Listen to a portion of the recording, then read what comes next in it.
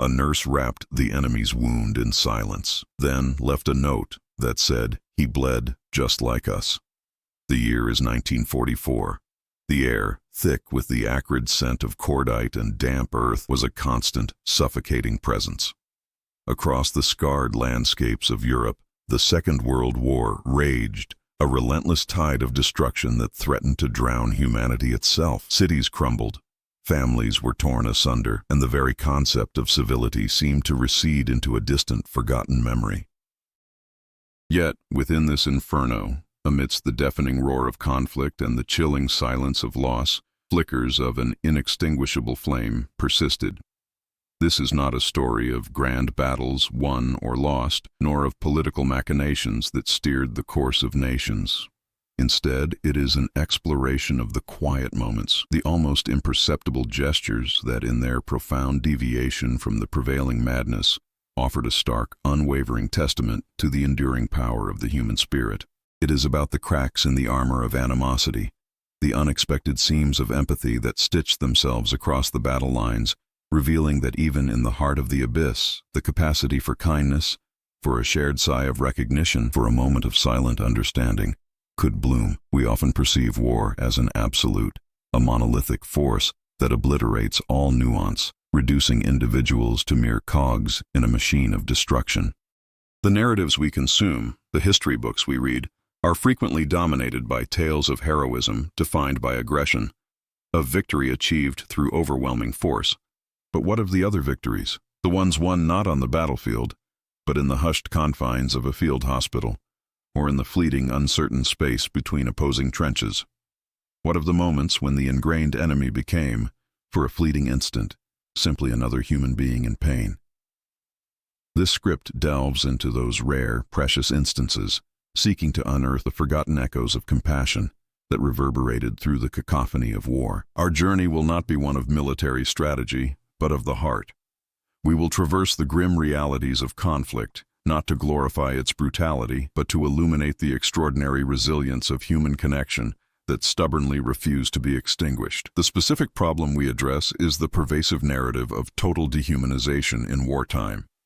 The prevailing understanding often paints the enemy as an abstract, monstrous entity, devoid of individual suffering or relatable humanity. This binary view, while perhaps simplifying the complexities of conflict, tragically erases the profound internal struggles and ethical dilemmas faced by individuals caught in its vice. Our unique angle is to focus on the exceptions, the documented acts of empathy that defy the logic of war. We seek to demonstrate through carefully curated historical accounts that the capacity for compassion is not a casualty of conflict, but a latent force that can, under extraordinary circumstances, resurface and manifest in the most unexpected ways. This is not about excusing the horrors of war, but about understanding the enduring, often hidden currents of humanity that flow beneath its surface, offering a glimmer of hope and a profound redefinition of courage. Consider the weight of a uniform, the insignia of allegiance that transforms a stranger into an adversary. Imagine the years of indoctrination, the relentless propaganda, the visceral fear that solidifies this division. Then, picture a moment where that division dissolves, not through surrender or capitulation, but through an act of unsolicited grace. This is the terrain we will explore. We will witness a nurse, her hands stained with the blood of her own wounded, tending to a soldier of the opposing army. We will feel the electric tension in the air, the unspoken question hanging heavy. Why? Why extend aid to the one sworn to destroy you? Our narrative will not shy away from the immense risks involved, the potential for betrayal, the internal conflict that such an act would inevitably provoke. But it is precisely in these moments of profound risk, where the instinct for self-preservation clashes with a deeper, more primal urge to alleviate suffering, that the true essence of humanity is revealed. This script is an invitation to look beyond the grand narratives of war and to find the profound in the personal. It is a testament to the fact that even when nations are at war, individuals can still find common ground in their shared vulnerability. We will explore how these seemingly small acts of kindness, these whispers of empathy, can ripple outwards, challenging the very foundations of hatred and division. The journey ahead is one of emotional discovery, a historical exploration that seeks to uncover the universal truths about our shared humanity, truths that persist even when the world around us is being torn apart. It's about recognizing that the enemy too has a mother, a home, a fear of the dark, a longing for peace. It's about understanding that the essence of what it means to be human transcends the boundaries of flags and ideologies. The year is 1944.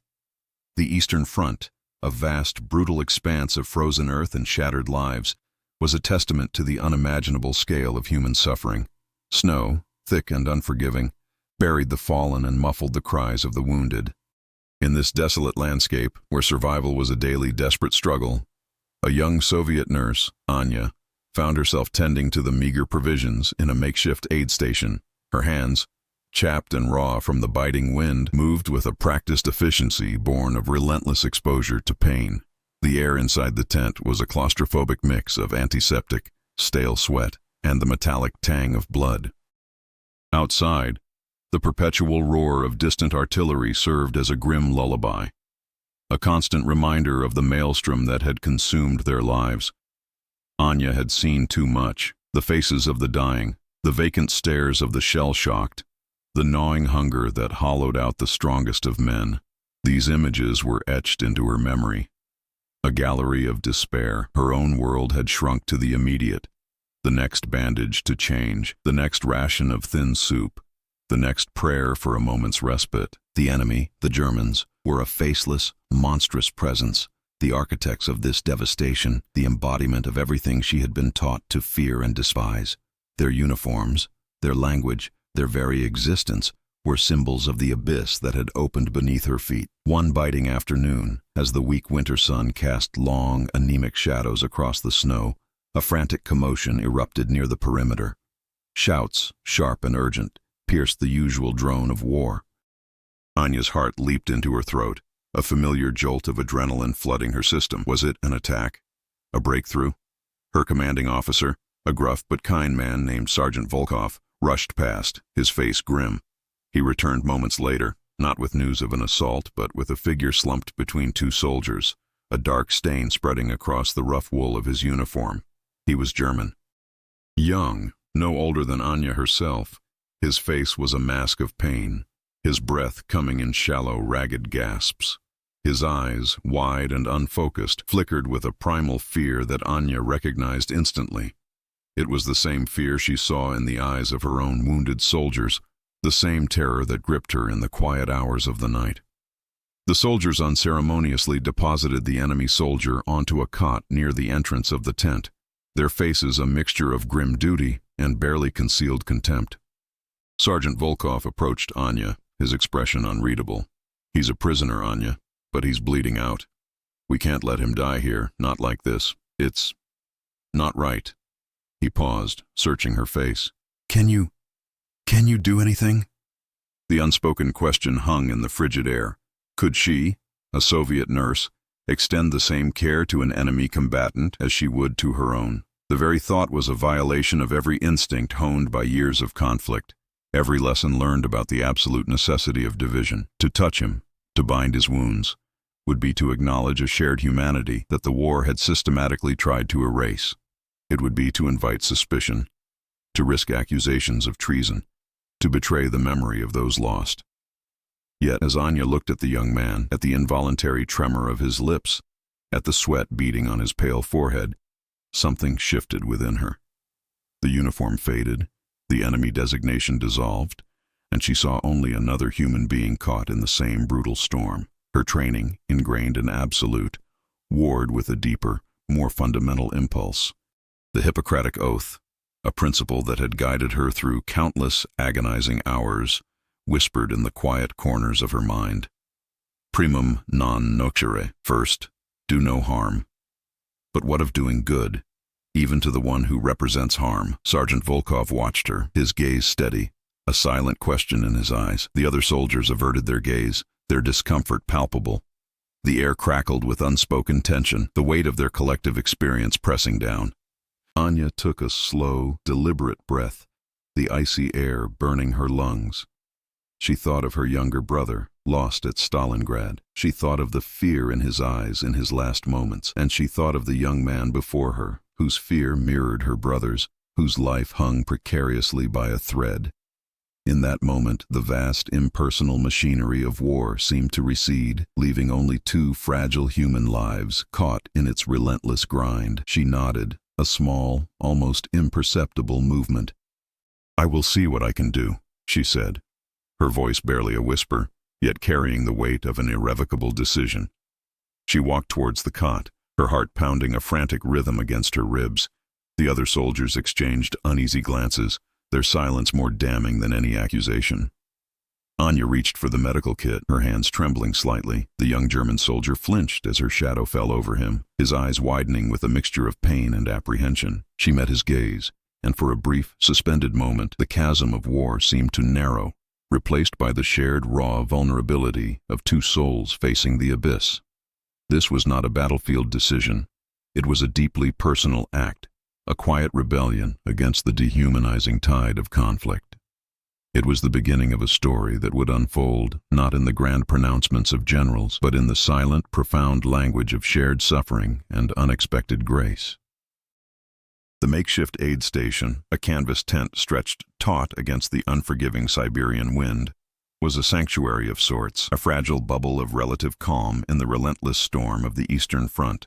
Inside, the air was thick with the scent of iodine and the low murmur of pain. Anya, her face etched with a weariness that belied her youth, moved with a quiet, determined grace. Her hands, roughened by the harsh climate and the constant demands of her work, were surprisingly gentle as she examined the young German soldier. He lay still, his breathing shallow, his eyes closed, the pallor of his skin a stark contrast to the rough wool of his uniform. The wound, a jagged gash across his thigh, was deep, weeping a dark, viscous fluid that stained the snow-dusted ground beneath him. The soldiers who had brought him in had long since retreated, their task of delivery complete, their faces a mixture of duty and disdain. They had done what was required, but the unspoken sentiment was clear. This was an enemy, and his fate was of little consequence. But Anya saw differently. As she carefully cleaned the wound, the sting of the antiseptic eliciting a faint groan from the soldier, she noticed the fine tremor in his hands, the way his brow furrowed in involuntary agony. These were not the signs of a monster, but of a human being in extreme distress. She remembered the letters she had received from her own family, smuggled across the lines at great risk, filled with mundane details of life back home: the harvest, the birth of a neighbor's child, the fear for loved ones at the front. These letters were anchors, reminders of the world that existed beyond the trenches, a world where people loved, hoped, and feared, regardless of the uniform they wore.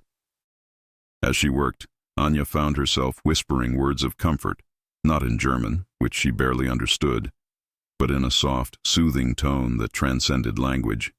She spoke of the coming spring, of the eventual end of the war, of the simple hope for peace.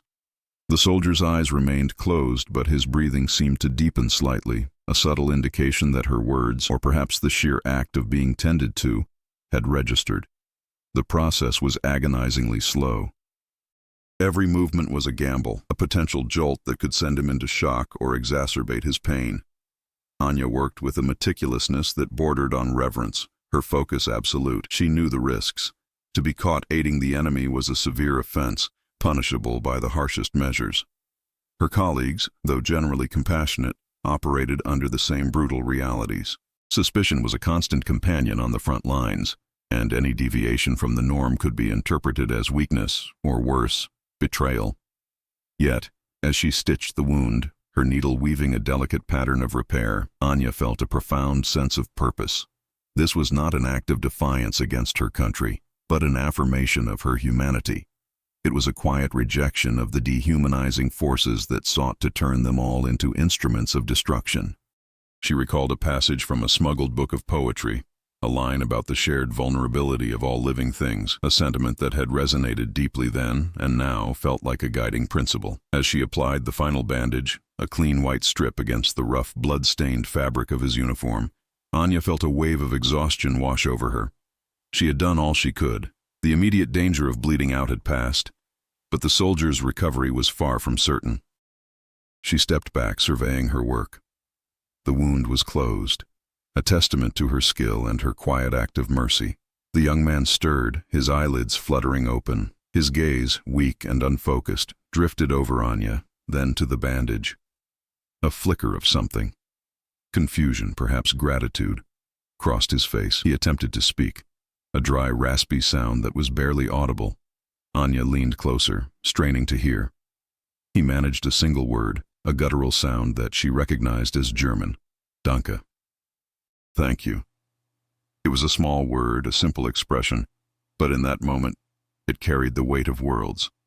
It was an acknowledgement, a bridge across the chasm of war, a confirmation that the shared experience of suffering had forged a temporary, fragile connection. Anya offered a small, weary smile. She knew she could not keep him, that his fate would be determined by the military authorities.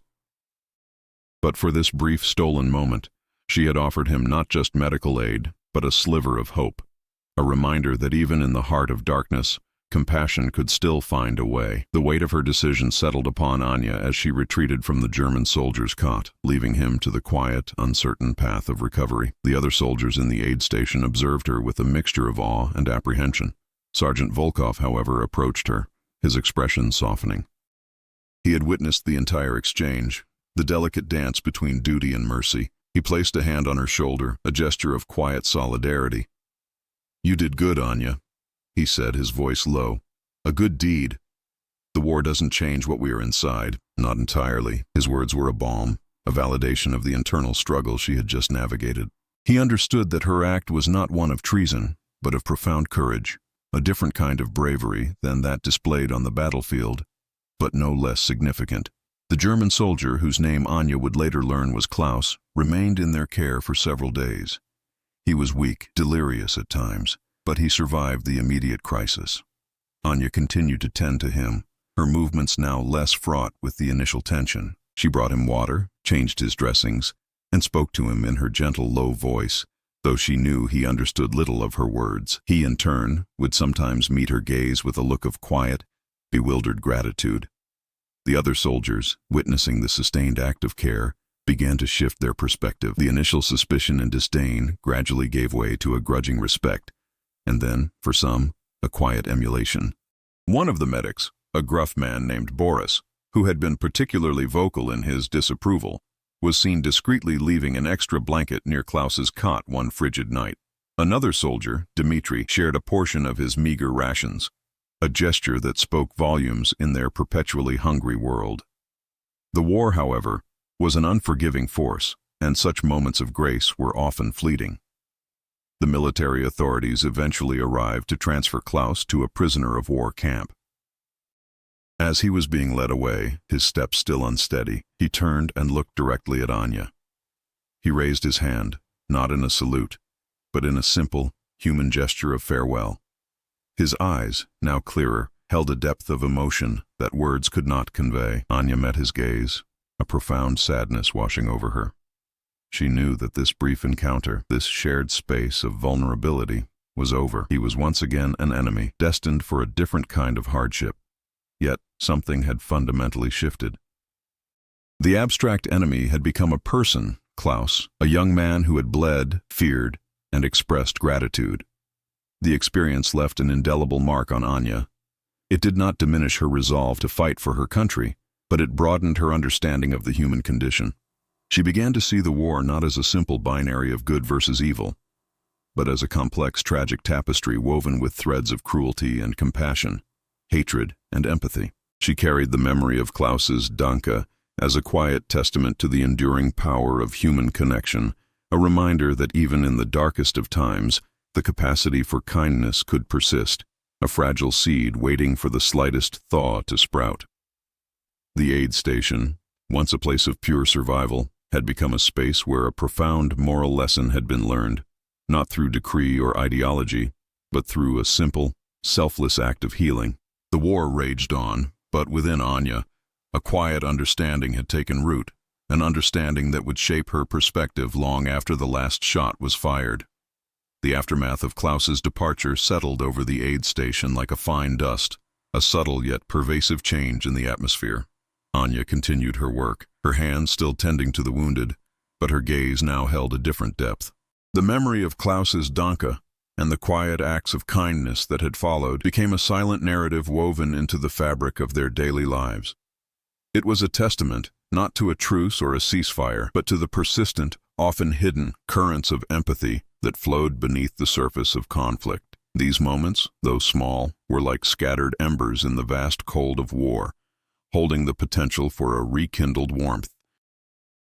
One evening, as the biting wind howled outside, a battered German reconnaissance plane, clearly damaged, limped across the sky. It banked erratically, trailing smoke, before crashing in a fiery explosion in a field a few kilometers from their position. The sound of the impact was a dull thud in the distance, followed by an unnerving silence. Sergeant Volkov, his face grim, ordered a small patrol to investigate. Anya, her heart pounding with a familiar mixture of dread and a nascent sense of obligation, found herself joining them. The scene was one of devastation.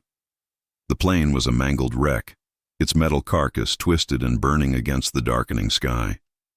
Amidst the wreckage, they found the pilot, miraculously alive, though severely injured. He was young, his face smeared with soot and blood, his eyes wide with shock and pain. He was, undeniably, the enemy. As the patrol cautiously approached, Anya saw the pilot's eyes fix on them. Fear, raw and primal, flashed across his face. He instinctively reached for a sidearm that lay near his hand, his movements jerky and pained. For a tense moment, the air crackled with the possibility of renewed violence. The Russian soldiers raised their rifles, their faces set, but Anya stepped forward, her hands held up in a gesture of peace. She looked at the pilot, at the terror in his eyes, and saw not a soldier, but a boy, caught in the same devastating maw of war as her own countrymen.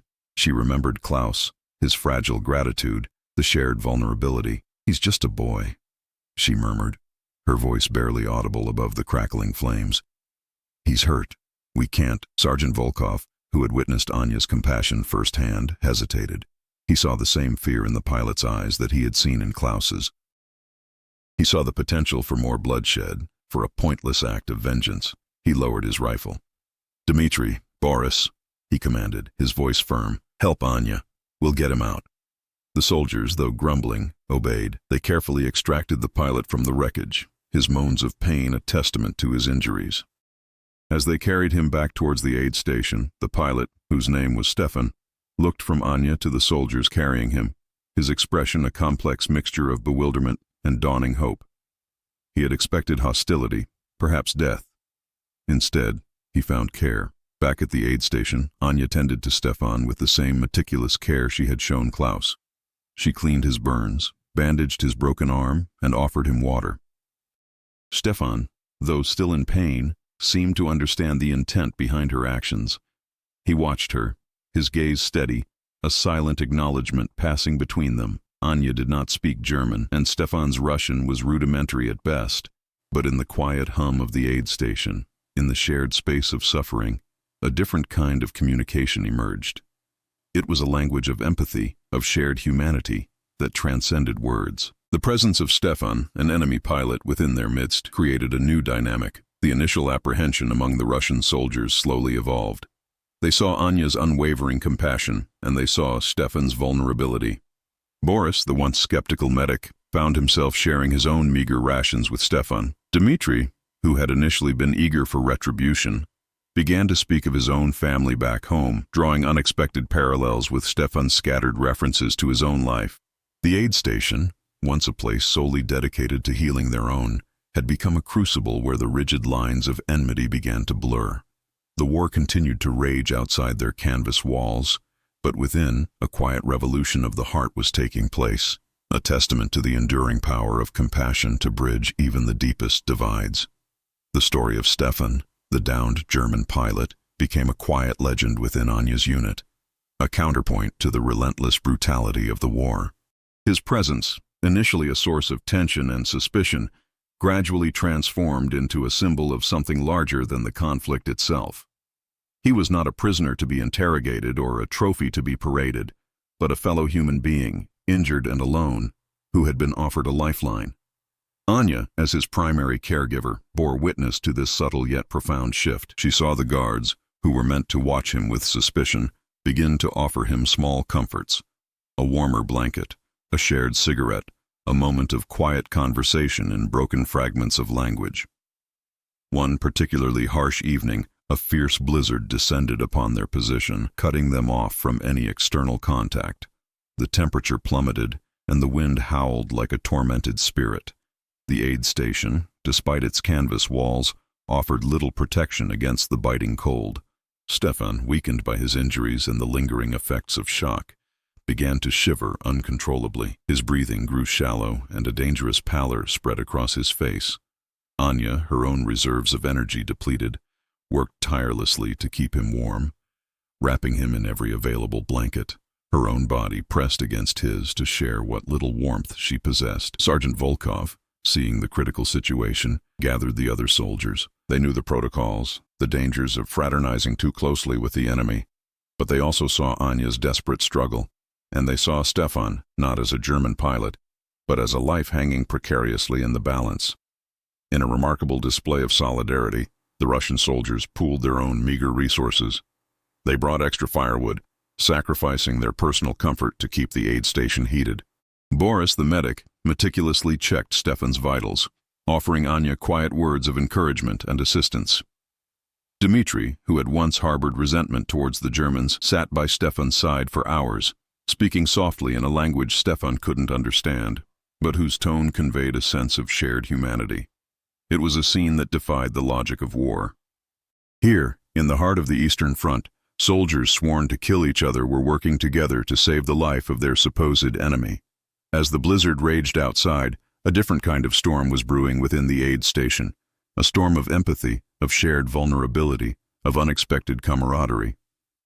Stefan, drifting in and out of consciousness, would occasionally meet Anya's eyes, a look of profound gratitude passing between them. He saw not the enemy, but the healers, the unlikely saviors who had risked their own comfort and well-being for him. He understood, in a way that transcended words, that the lines drawn by war were not as absolute as he had been led to believe. He was a testament to the fact that even in the face of immense animosity, the innate human capacity for compassion could bloom, a fragile flower pushing through frozen earth. When the blizzard finally abated, Stefan was weak but alive. The crisis had passed, but the experience had forged an unspoken bond. The soldiers, having participated in his rescue, no longer saw him as merely an enemy. They had shared a common struggle, a common purpose, and in doing so, had discovered a shared humanity. Anya, watching Stefan recover, felt a profound sense of peace. She knew the war was far from over, that the larger conflict would continue its brutal march. But in this small, isolated corner of the world, a victory had been won. Not a military victory, but a victory of the spirit, a testament to the enduring power of kindness to survive and even thrive amidst the ashes of destruction. The aid station, once a symbol of the war's grim reality, had become a sanctuary of hope, a place where empathy had not only been shown, but had been collectively embraced. The days following the blizzard marked a turning point in Stefan's stay. The shared ordeal had irrevocably altered the dynamic within the aid station. The initial suspicion and fear surrounding the German pilot had dissolved, replaced by a quiet understanding and a sense of shared responsibility for his well-being. Anya, her own strength renewed by the successful struggle against the elements, continued to care for him, her movements now imbued with a calm confidence. Stefan, though still recovering, was visibly stronger, his eyes brighter, his engagement with his surroundings more pronounced. He would often watch Anya as she moved about her duties, a silent acknowledgement of her unwavering care. One afternoon, as Anya was changing his bandages, Stefan reached out, his hand hovering hesitantly in the air. Anya paused, her gaze meeting his. He then gestured towards a small, worn photograph he kept tucked inside his uniform. It was a picture of a woman and two children, smiling against a backdrop of a sun-drenched village. With a few halting Russian words, interspersed with gestures, Stefan conveyed that they were his family, his wife, his son, his daughter. Anya, understanding the universal language of familial love, nodded, a gentle smile gracing her lips. She then reached into her own pocket and produced a small faded photograph of her own. Her younger brother, a bright-eyed boy with a mischievous grin, lost at Stalingrad.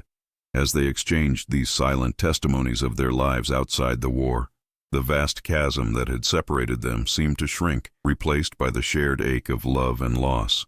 In that moment, the insignia on their uniforms, the flags they represented, became secondary to the fundamental human experience of family and belonging. Sergeant Volkov, observing this quiet exchange, felt a profound sense of pride in his soldiers. He saw not just the practical necessity of keeping their enemy alive, but the deeper moral imperative that had taken root. He understood that these acts of compassion were not a sign of weakness, but of an inner strength that the war could not break. He began to subtly encourage these interactions, recognizing their value in preserving the humanity of his own men. He would sometimes allow Stefan to sit with the other soldiers around the meager fire, listening to their fragmented conversations, observing their shared laughter over a particularly potent piece of vodka. These were not moments of alliance, but moments of shared existence, a quiet rebellion against the dehumanizing forces of war. The inevitable day of Stefan's transfer to a prisoner of war camp drew near. The news cast a somber shadow over the aid station, while they knew his presence was temporary, and that his ultimate fate would be determined by the war. His departure would signify the end of a unique chapter. On his last evening, as Anya brought him his supper, Stefan, with a newfound strength in his voice, managed a more coherent string of Russian words. He spoke of his gratitude, of the unexpected kindness he had received, of the hope that had been rekindled within him. He looked at Anya, his eyes filled with a sincerity that transcended any political or ideological divide. "Thank you," he repeated, his voice clear and resonant, "for everything. You are good people." Anya simply nodded, her heart full. She knew that words were insufficient to capture the depth of what had transpired. She had witnessed and participated in a profound act of human connection that defied the brutal logic of war. As Stefan was escorted away the following morning, his steps steadier, his gaze no longer filled with terror but with a quiet resolve, Anya watched him go. She knew that this encounter, this brief interlude of shared humanity, would remain with them both, a testament to the enduring power of compassion to bridge the deepest divides, a whisper of hope in the deafening roar of conflict.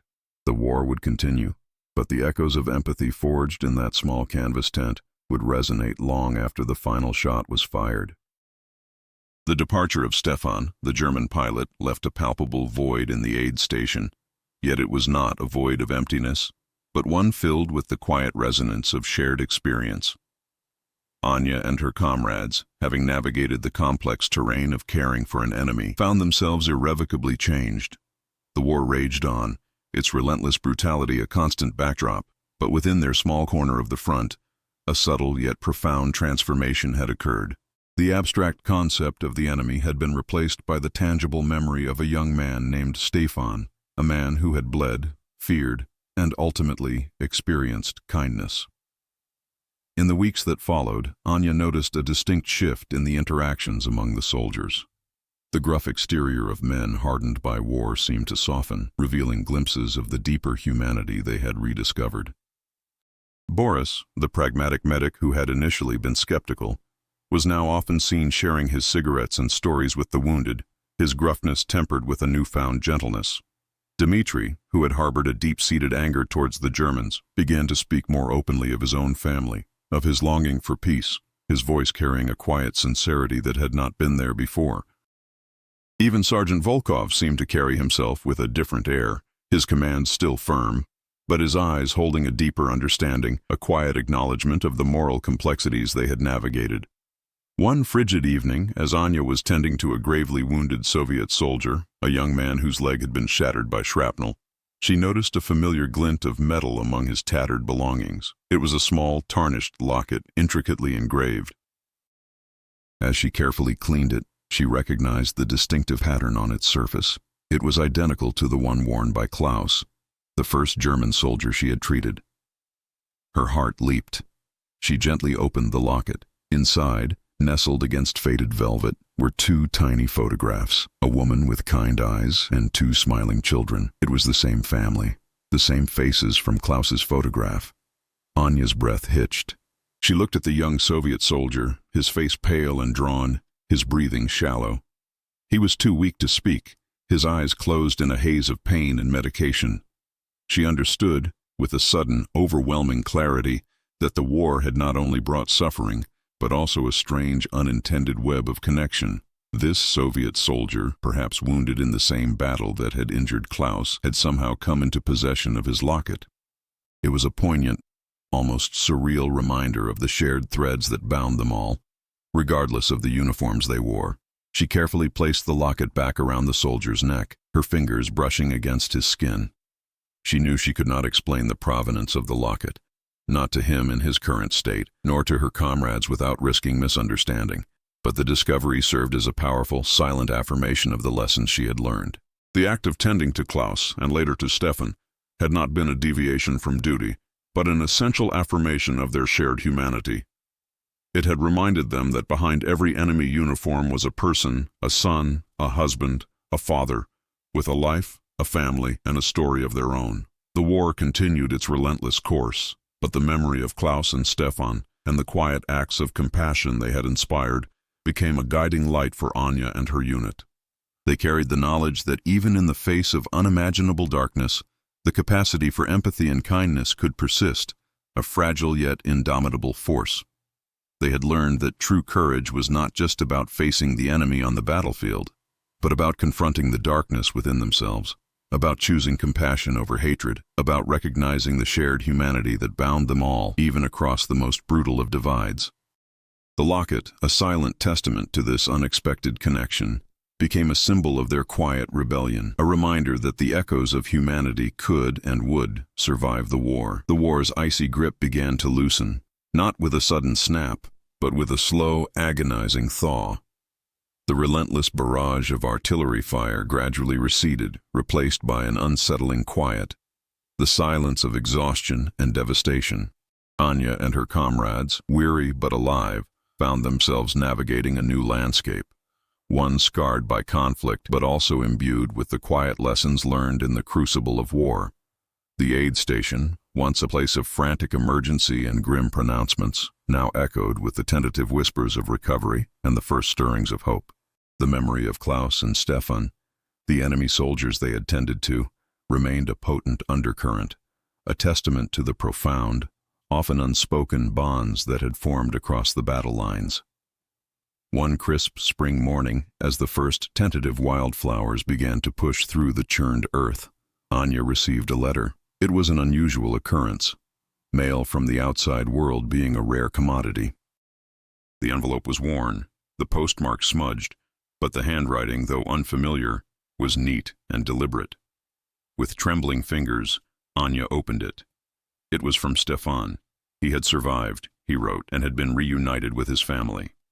He described the immense relief and joy of seeing his wife and children again, the bittersweet memories of the war, and the profound impact of his time with the Russian soldiers. He spoke of the kindness shown to him, of the moments of shared humanity that had offered him solace in his darkest hours. He expressed his deep gratitude to Anya and to Sergeant Volkov and the others, their names etched in his memory. He concluded his letter with a simple, powerful sentiment. You showed me that even in the deepest darkness there is light, that even enemies can be brothers.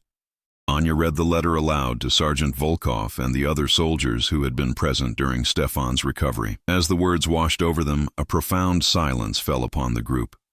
Tears welled in the eyes of men who had witnessed unimaginable horrors, men whose faces were etched with the harsh realities of war. The letter was more than just a message of thanks. It was a validation of their actions, a testament to the enduring power of compassion. It confirmed that their quiet rebellion against the dehumanizing tide of war had not been in vain. Later that day, a different kind of visitor arrived, a delegation from a neutral humanitarian organization, tasked with documenting the aftermath of the war and aiding in the transition to peace, had heard whispers of unusual acts of kindness that had occurred within Anya's unit. They were particularly interested in the stories of the enemy soldiers who had been treated with compassion. Anya, with a quiet dignity, recounted the experiences with Klaus and Stefan, her voice steady, her words imbued with the sincerity of lived experience. She spoke not of heroism, but of shared vulnerability, of the simple, undeniable recognition of humanity in the eyes of another. The organization, deeply moved by these accounts, decided to establish a small memorial near the site of the former aid station. It was not a monument to victory or defeat, but a simple, understated marker bearing an inscription that read, "Here, in the heart of conflict, humanity endured. In acts of unexpected grace, compassion found its voice." Anya, Sergeant Volkov, and the surviving soldiers attended the dedication. As they stood before the humble stone, they reflected on the journey they had undertaken. They had entered the war as soldiers, instruments of a larger conflict, but they emerged as something more. They had learned that the truest measure of courage was not in the shedding of blood, but in the willingness to extend a hand, to offer solace, to recognize the shared spark of life that burned within every soul, friend or foe. The war had ended, but its most profound lessons were not etched in the annals of military history, but in the quiet, enduring echoes of human kindness. The war had receded, leaving behind a landscape of both physical and emotional devastation. Yet, in the quiet aftermath, a new narrative began to emerge, not of conquest or defeat, but of resilience and the enduring power of the human spirit. Anya, no longer a nurse on the front lines but a woman carrying the weight of profound experiences, found herself at the center of this unfolding story. The aid station, once a symbol of the war's grim realities, had become a sanctuary where the seeds of empathy had been sown and, against all odds, had begun to sprout. The stories of Klaus and Stefan, the enemy soldiers whose lives had been touched by unexpected compassion, were no longer isolated incidents, but had become woven into the fabric of their collective memory. One day, Anya received another letter, this one bearing a postmark from a distant, peaceful city. It was from Klaus's wife. She wrote of her husband's return, of the joy and relief of their reunion, and of the stories he had shared of the kind Soviet nurse who had saved his life. She spoke of the lingering fear and the profound gratitude that had shaped Klaus's perspective on the war and on humanity itself. She expressed a deep desire to meet Anya, to thank her in person for the act of mercy that had allowed her family to remain whole. The letter was a testament to the ripple effect of a single act of kindness, a bridge built across the chasm of war by the simple yet powerful language of compassion. Anya, though hesitant to revisit the physical reminders of the conflict, felt a deep pull to accept Klaus's wife's invitation. She understood that this meeting was not just about personal gratitude, but about solidifying the message that had emerged from their shared ordeal. Months later, in a quiet cafe far from the battlefields, Anya met Klaus's wife. There were no grand pronouncements, no elaborate ceremonies, just two women brought together by the extraordinary circumstances of war and the enduring power of a selfless act. They spoke of their families, their hopes for the future, and the deep, shared understanding that transcended the animosity of the war. Anya saw in Klaus's wife the same strength and resilience she had witnessed in her own comrades, the same unwavering love that had fueled their own acts of compassion. The war had ended, but its echoes remained. For Anya, these echoes were not solely of loss and destruction, but of the quiet victories of the human heart. The memorial stone, erected near the site of the former aid station, served as a constant reminder. Its inscription, "Here in the heart of conflict, humanity endured.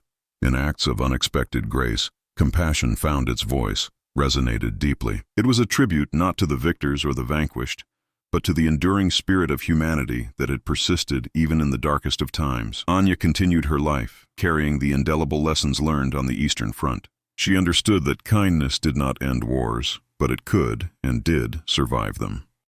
It was a force that could mend the deepest wounds, a testament to the fact that even when nations were at war, individuals could find common ground in their shared vulnerability, proving that the capacity for empathy was, perhaps, the most powerful weapon of all. The world had been irrevocably changed by the conflict, but within that change, a profound truth had been revealed.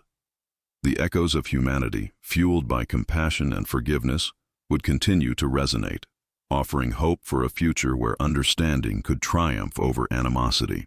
The psychological architecture of wartime empathy reveals intricate layers beyond simple instinct. Consider the phenomenon of in-group favoritism. and its surprising inversion. While soldiers are intensely bonded to their own units, fostering fierce loyalty and a shared identity that often demonizes the outgroup, this very intensity can, paradoxically, create fertile ground for empathy when the other is stripped of their enemy status. When a German soldier, for instance, was no longer perceived as a cog in an enemy war machine, but as an individual suffering from a severe injury, the deeply ingrained social bonds within the Soviet unit, particularly Anya's own powerful sense of caregiving, could override the programmed animosity. This wasn't a sudden erasure of wartime conditioning, but a momentary override, a cognitive dissonance where the immediate, undeniable reality of suffering momentarily eclipsed the abstract enemy label. Furthermore, the concept of moral licensing plays a subtle role. Having endured immense hardship and witnessed unspeakable atrocities, individuals might, on some subconscious level, feel a psychological need to reaffirm their own moral compass. By extending compassion to an enemy, even at personal risk, they are, in essence, licensing themselves to believe in their own inherent goodness, a stark contrast to the pervasive brutality surrounding them. This act becomes a personal declaration of moral integrity, a silent assertion that their capacity for empathy remains intact, a vital counterpoint to the dehumanizing narratives of war. It's a way of saying, despite the horrors I have seen and done, I am still capable of recognizing the humanity in another. Building on this, the sheer proximity and shared vulnerability inherent in battlefield conditions can foster a peculiar form of camaraderie that transcends national allegiances. Imagine two enemy soldiers trapped together in a collapsed trench, the roar of battle muffled by tons of earth. Their immediate shared predicament, the desperate need for air, the primal fear of being buried alive, can create an instant, albeit temporary, bond. In such extreme circumstances, the shared struggle for survival can momentarily dissolve the ideological barriers, forging a connection based on a fundamental biological imperative. This isn't about forgiveness or reconciliation in a grand sense, but about a primal recognition of shared existence in the face of imminent death. Conversely, the act of extending compassion to an enemy could also be viewed through the lens of reciprocity, albeit in a highly unconventional wartime context. While overt exchange was impossible, the unspoken understanding that such an act, if witnessed or later reciprocated, could potentially save one's own life or the life of a comrade, might have subtly influenced decision-making. This isn't to suggest a calculated quid pro quo, but rather an emergent understanding that de-escalating hostility, even in a single instance, could contribute to a broader, albeit fragile, reduction in overall aggression. It's a long shot, a desperate gamble in a world defined by zero-sum conflict. But the survival instinct is a powerful motivator, and the potential for a future act of grace, however improbable, might have flickered in the minds of some. Another crucial layer is the role of individual moral frameworks, often shaped by pre-war upbringing and personal ethics. For someone like Anya, whose innate sense of caregiving was deeply ingrained, the sight of suffering, regardless of its source, would have triggered a powerful moral imperative. Her professional duty as a nurse, coupled with her personal values, created a strong internal directive to alleviate pain. In such cases, the enemy's uniform became secondary to the immediate, undeniable reality of human suffering. This wasn't a political statement, but a deeply personal adherence to a moral code that transcended the directives of war. It's the embodiment of the principle that some moral obligations are considered universal, even when the world around them has descended into chaos. Consider also the psychological concept of cognitive reappraisal. Faced with the overwhelming trauma of war, individuals often engage in mental processes to make sense of their experiences. For some, actively seeking out or performing acts of kindness, even towards an enemy, could serve as a form of cognitive reappraisal, reframing the war not as a purely destructive force, but as a context in which their own humanity could still be affirmed. This act allows them to maintain a sense of self-worth and agency in a situation where they often felt powerless and dehumanized. It's a way of actively shaping their perception of the conflict, finding meaning and purpose in acts that defy its brutal logic. The psychological landscape of wartime decision-making, particularly concerning acts of empathy towards the enemy, is often shaped by what psychologists term moral disengagement. This is a complex process where individuals, through a series of cognitive maneuvers, deactivate their internal moral standards, allowing them to engage in or condone harmful behavior. However, the very survival of compassion, as seen in Anya's actions, suggests a fascinating counter-process at play, a moral re-engagement, a conscious or subconscious reactivation of ethical principles in defiance of the prevailing climate of brutality. Consider how this might manifest. Instead of dehumanizing the enemy, individuals might engage in moral rehumanization, actively seeking out and amplifying the enemy's human characteristics. This could involve focusing on their shared vulnerabilities, their evident pain, or even recalling personal connections to individuals who might share similar backgrounds. This active cognitive effort to see the other as a fellow human being is a powerful act of internal resistance against the dehumanizing rhetoric of war. Furthermore, the impact of leadership, even at the micro level of a small unit, cannot be overstated. Sergeant Volkov's tacit approval, his quiet acknowledgement of Anya's actions not as a transgression, but as a good deed, created a crucial permissive environment. This leadership endorsement, even without overt command, signals to the group that deviations from the norm of hostility are not only tolerated, but perhaps even valued. This contrasts sharply with leadership that actively promotes dehumanization, where such acts of compassion would be actively suppressed. The presence of a leader who subtly champions a more humane approach can embolden individuals to act on their ethical impulses, fostering a localized pocket of moral clarity within the broader chaos. The concept of moral injury offers another lens through which to understand these complex dynamics. Moral injury occurs when individuals perpetrate, fail to prevent, or witness acts that transgress their deeply held moral beliefs. In the context of war, the constant exposure to violence can lead to profound moral injury. However, acts of compassion towards the enemy can serve as a powerful antidote, a form of counter-narrative that mitigates the corrosive effects of moral injury. By performing an act that aligns with their core ethical values, such as alleviating suffering, individuals can begin to repair the damage to their moral self, reaffirming their identity as a moral agent rather than merely a participant in destruction. It's a way of reclaiming a part of oneself that the war has threatened to extinguish. Now consider how this applies when you face situations where societal norms or group pressures encourage a particular, potentially harmful, course of action. The courage displayed by Anya and Sergeant Volkov exemplifies the power of individual moral conviction to resist groupthink. Their actions demonstrate that even within a highly cohesive group operating under extreme duress, individuals can maintain their ethical autonomy. This requires a robust internal moral compass and the courage to act upon it, even when it means standing apart from the prevailing sentiment. It's about recognizing that true allegiance, in its deepest sense, is not solely to a flag or a unit, but to one's own conscience. The phenomenon of empathetic resonance also plays a critical role. This refers to the tendency for individuals to mirror the emotional states of others. When Anya witnessed the raw fear and pain in the eyes of the wounded enemy soldiers, she didn't just observe it. She likely experienced a degree of empathetic resonance, feeling a shadow of their distress. This shared emotional experience can break down the psychological barriers that separate us from them, fostering a sense of connection. It's a visceral, almost involuntary response that bypasses rationalization and directly connects individuals through the shared experience of suffering. This is not about agreeing with the enemy or condoning their actions, but about recognizing their fundamental emotional reality.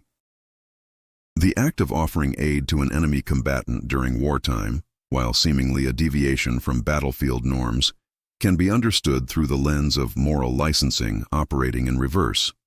Instead of using past good deeds to justify future transgressions, consider how experiencing profound moral injury, witnessing or participating in acts that violate one's core ethics, can create a desperate need to reaffirm one's own inherent goodness. In such a scenario, extending compassion to an enemy isn't about excusing their actions or betraying one's side.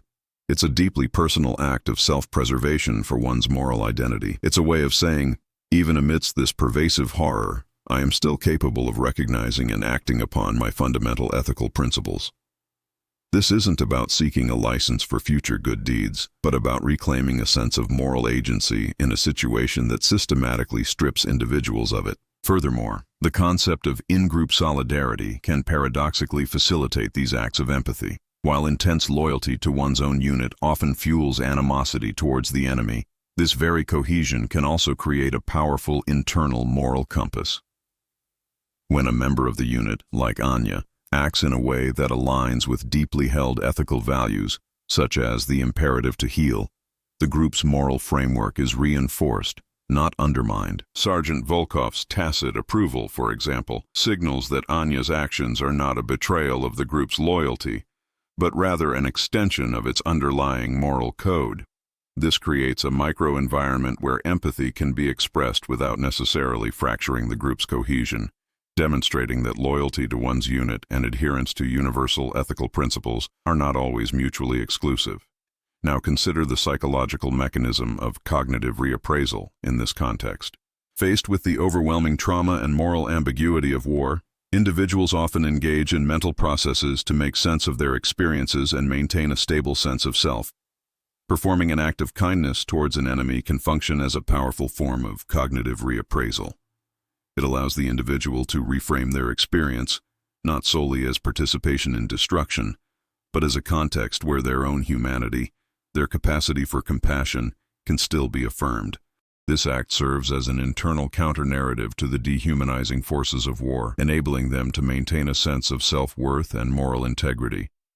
It's a way of actively shaping their perception of the conflict, finding meaning and purpose in actions that defy its brutal logic. Conversely, the presence of such acts of empathy can also serve as a form of moral inoculation for the wider group. By witnessing or participating in these moments, other soldiers might be subtly influenced, their own moral boundaries reinforced or recalibrated. The initial act, even if isolated, can create a cognitive dissonance for those who rigidly adhere to the enemy label. It prompts introspection, forcing them to confront the contradiction between the abstract enemy and the tangible individual in pain. This can lead to a gradual, albeit often unspoken, shift in perspective, fostering a more nuanced understanding of the human cost of conflict, even among those who remain committed to the fight. The concept of empathetic resonance, the mirroring of another's emotional state, is particularly potent in these scenarios. When Anya witnessed the raw fear and pain in the eyes of a wounded enemy soldier, she likely experienced a degree of vicarious distress. This shared emotional experience, even if fleeting, can bypass the cognitive filters of enmity, directly connecting individuals through the fundamental human experience of suffering. It's a visceral, almost involuntary response that breaks down the psychological barriers separating us from them, fostering a momentary, yet significant sense of shared vulnerability. This resonance underscores that the capacity for empathy is not solely a rational choice, but can also be a deeply ingrained, almost biological response to observed distress. The psychological phenomenon of moral licensing in wartime is often misunderstood. It's not merely about using past good deeds to justify future transgressions, but can also manifest as a desperate attempt to salvage one's moral identity after experiencing profound moral injury. When individuals are exposed to or forced to participate in acts that deeply violate their ethical framework, the pervasive brutality of war, they can suffer a form of psychological fragmentation. In such dire circumstances, performing an act of compassion towards an enemy, like tending to a wounded adversary, serves as a crucial counter-narrative. It's a personal affirmation that their capacity for goodness, for recognizing shared humanity, remains intact. This isn't about seeking permission for future questionable actions, but about reclaiming a sense of moral agency and restoring the integrity of their inner ethical compass when it has been severely tested and potentially compromised. Building on this, the intricate interplay of in-group solidarity and ethical conduct provides a unique perspective. While intense loyalty to one's own military unit is paramount and often fuels animosity towards the opposing side, this very cohesion can, paradoxically, create a robust internal moral framework. When a member of the unit, such as Anya, acts in a way that aligns with deeply held ethical values, like the imperative to alleviate suffering, This action doesn't necessarily fracture the group's loyalty. Instead, it can reinforce the unit's underlying moral code. Sergeant Volkov's quiet approval, for instance, signals that Anya's compassionate act is not a betrayal of their collective identity, but rather an expression of its more profound ethical underpinnings. This creates a localized environment where empathy can be expressed without necessarily undermining the group's cohesion, demonstrating that loyalty to one's comrades and adherence to universal ethical principles can, in certain contexts, coexist. Consider the psychological mechanism of cognitive reappraisal in this specific wartime context. Individuals grappling with the overwhelming trauma and moral ambiguity inherent in conflict often engage in mental processes to make sense of their experiences and maintain a stable sense of self. Performing an act of kindness towards an enemy, even a small one, can function as a potent form of cognitive reappraisal. It allows the individual to mentally reframe their wartime experience, moving beyond a purely destructive narrative. By acting compassionately, they can reaffirm their own humanity, demonstrating to themselves that their capacity for goodness persists despite the surrounding devastation.